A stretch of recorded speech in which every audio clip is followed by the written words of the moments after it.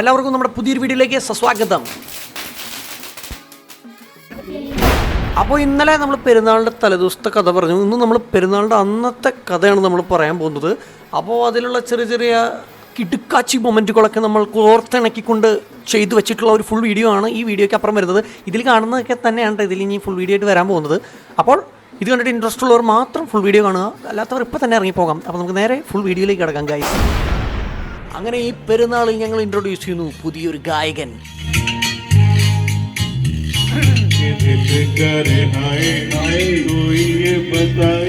ജോബി ചായൻ്റെ പാട്ട് രണ്ടുപേരെയും നമ്മൾ ഇട്ടിട്ടുള്ളൂ. കാരണം എന്താ വെച്ചാൽ ഇനി കൂടുതൽ ഇട്ട് കഴിഞ്ഞാൽ കോപ്പിറൈറ്റ് വിളിക്കും. ഏത് ഈ ഇട്ടവൻ. പക്ഷേ എന്തൊക്കെ പറഞ്ഞാലും ആള് കിടുക്കാച്ചിട്ട് പാട്ട് പാടി. അപ്പോൾ എല്ലാവരും ഞെട്ടിത്തരിച്ചിരിക്കുകയാണ്. ആളിങ്ങനെ പാട്ട് പാടും നമ്മൾ വിചാരിച്ചില്ല.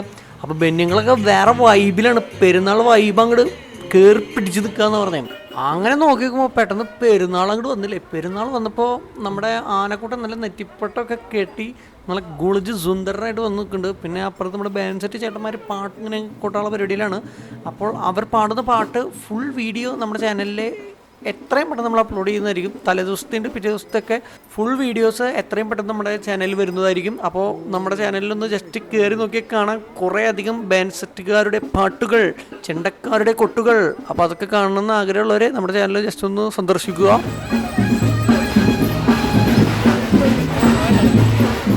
പാട്ടൊക്കെ കേട്ട് ആടി നിന്ന് വെയിലും കൊണ്ട് തളർന്നു നിൽക്കുന്നത് നമ്മുടെ ആനക്കുട്ടൻ്റെ ആശ്വാസമേകാൻ ഞാൻ മാമയോട് ചോദിച്ചു കുറച്ച് പഴം തരുന്നു. അങ്ങനെ മാമ തന്ന പഴമാണ് ഈ ചേട്ടൻ ഇങ്ങനെ അങ്ങനെ വായിലോട്ട് അങ്ങനെ കയറ്റി വെച്ച് കൊടുക്കുന്നത്. പഴം കൊടുത്തപ്പോൾ എനിക്കൊരു സമാധാനമായി. ആനയ്ക്ക് സമാധാനം എന്ന് നമുക്കറിയില്ല, എന്തായാലും എനിക്ക് നല്ല സമാധാനമായി. അങ്ങനെ നമ്മുടെ ഏറ്റവും പ്രിയപ്പെട്ട ടൈം വന്ന് ചേർന്നിരിക്കുകയാണ്. വേറെ ഒന്നുമില്ല, നമ്മുടെ ബിരിയാണി ചെമ്പങ്ങട് കുത്തി പൊട്ടിച്ച് തുറന്ന് വിളമ്പാനുള്ള സമയം എന്ന് പറഞ്ഞു. കാലങ്ങളായിട്ട് പെരുന്നാളിനെ ബിരിയാണി പറയുന്നത്, അല്ലെങ്കിൽ എന്ത് പരിപാടിയെങ്കിലും ബിരിയാണി പറയാൻ കരീമിക്കാൻ്റെയാണ്. അത് അമ്മ വീട്ടിൽ അത് അങ്ങോട്ട് ഉറപ്പിച്ചിട്ടുള്ളൊരു കാര്യമാണേ. അപ്പോൾ ബിരിയാണിൻ്റെ കൂടെ വന്ന ഐറ്റംസൊക്കെയാണ് നമ്മൾ കണ്ടുകൊണ്ടിരിക്കുന്നത്.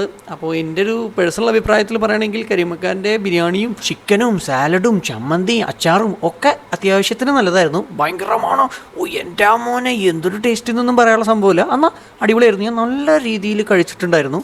അപ്പോൾ എല്ലാവർക്കും വളരെ ഇഷ്ടപ്പെടുന്നതാണ് അവിടെ വന്നവർ എല്ലാവരും പറഞ്ഞത്. അങ്ങനെ നമ്മുടെ 3 ചേട്ടന്മാർ, ജോബിയേട്ടൻ, ജോമോൻ ചേട്ടൻ, ജിപി ചേട്ടൻ, ഇവർ 3 പേരും പോയിട്ട് വരുമ്പോൾ കുറച്ചധികം പെട്ടികളിൽ കുറച്ചധികം ഐസ്ക്രീം കൊടുക്കുന്നു. അപ്പോൾ അതെങ്ങനെയുണ്ടെന്നും ഇവരോട് ചോദിച്ച് കളയാം. അമ്മോൾക്ക് ഇഷ്ടപ്പെട്ട ചോക്ലേറ്റാണ്. ബാക്കിയുള്ളവരൊക്കെ ഭയങ്കര തിരക്കിലാണ്, പാട്ട് പാടുന്നു, അവിടെ എന്തൊക്കെയൊക്കെയോ ചെയ്ത് കൂട്ടുന്ന തിരക്കിലാണ്. അപ്പോൾ നമ്മുടെ അച്ചുമോളോട് ചോദിക്കാൻ പോയി, പക്ഷേ അച്ചുമോളൊന്നും പറഞ്ഞില്ല. ഒരു എക്സ്പ്രഷൻ ഇട്ട് കാണിച്ചു. ഉടനെ തന്നെ അപ്പുറത്തുനിന്ന് കിച്ചു വന്നു. കിച്ചുവിനോട് ചോദിക്കുമ്പോഴേക്കും അവൻ പോയി. അങ്ങനെ നോക്കുമ്പോൾ നമ്മുടെ അപ്പുക്കു 2 ഐസ്ക്രീം ഒരേ സമയം കഴിക്കുന്നു. അപ്പോൾ അത് രണ്ടും കൂടി കഴിക്കുമ്പോൾ ടേസ്റ്റ് എന്ന് പറഞ്ഞത് രണ്ടും കൂടിയിട്ടുള്ളൊരു കോമ്പിനേഷൻ നൈസ് എന്നാണ് അവൻ പറഞ്ഞത്. അങ്ങനെ നമ്മൾ പള്ളിയിലെത്തിരിക്കുകയാണ്. പള്ളിയിലെത്തുമ്പോൾ പ്രതീക്ഷണം പരിപാടികളൊക്കെ വന്നുകൊണ്ടിരിക്കുന്നത്. ഇതിന് മുന്നേ നമ്മൾ എത്തിയിട്ടുണ്ട്. അപ്പോൾ നമ്മൾ ഇത് മാത്രമാണ് ഇതിൽ ആഡ് ചെയ്യുന്നുള്ളൂ. ദെൻ അതിൽ നമ്മുടെ ടീമുകൾ വരുമ്പോൾ നമ്മളത് എടുക്കണമല്ലോ, അല്ലെങ്കിൽ മോശമല്ലേ. അപ്പോൾ ആ വരുന്ന 3 പേരാണ് നമ്മുടെ ടീമുകൾ. ദെൻ പള്ളിപ്പെരുന്നാളിൻ്റെ അവസാന സമയത്ത് കാളി വരും. കാളി വന്നിട്ട് ആദ്യത്തെ നേർച്ചയും ഒരു പാരിതോഷികവും കൊടുക്കുന്ന പരിപാടിയുണ്ട് ഇവിടെ. ഇത് കാലങ്ങളായിട്ട് ഇവിടെ നിലനിന്ന് പോകുന്ന ഒരു പരിപാടിയാണ്.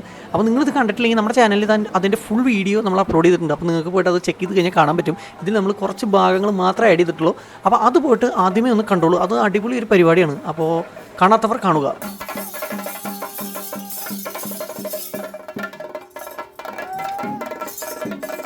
ഈ പെരുന്നാളിന് എനിക്ക് ഏറ്റവും ഇഷ്ടപ്പെട്ടൊരു കാഴ്ച ഇതാണ്. ഒരു നേർച്ചയായിട്ട് പോകണം ആ അമ്മച്ചീനെ കണ്ട ആ നടത്തം കണ്ടു. നല്ല രസമല്ലേ. എനിക്ക് ഭയങ്കര ഇഷ്ടപ്പെട്ടു കേട്ടോ. നിങ്ങൾക്ക് ഇഷ്ടപ്പെട്ടെങ്കിൽ താഴെ കമൻറ്റ് ചെയ്യൂ.